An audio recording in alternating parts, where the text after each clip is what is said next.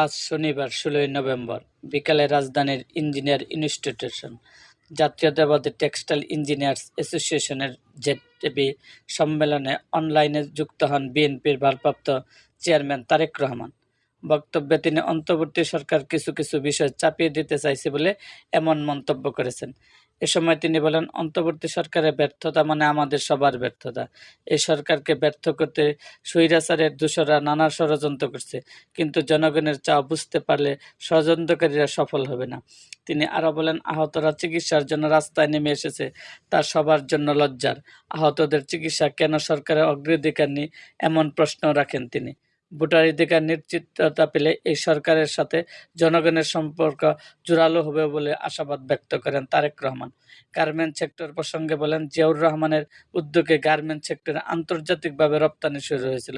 বিশ্ববাজারে garments ও textile ইঞ্জিনিয়ারের চাহিদা বেড়েই চলেছে। তবে ষড়যন্ত্র, টাকা পাচার সহ নানা অনিয়মের কারণে এই সেক্টরের সমস্যা চলছে বলেও তিনি মন্তব্য করেন। এরকম আরও ভিডিও পেতে এবং রাজনৈতিক অঙ্গনের নানা ঘটনা ও ইতিহাস জানতে আমাদের মুক্তাগাছার ইতিহাস মিডিয়া ইউটিউব চ্যানেলটিকে সাবস্ক্রাইব করুন এবং পাশে থাকা বেল আইকনটি বাজিয়ে দিন।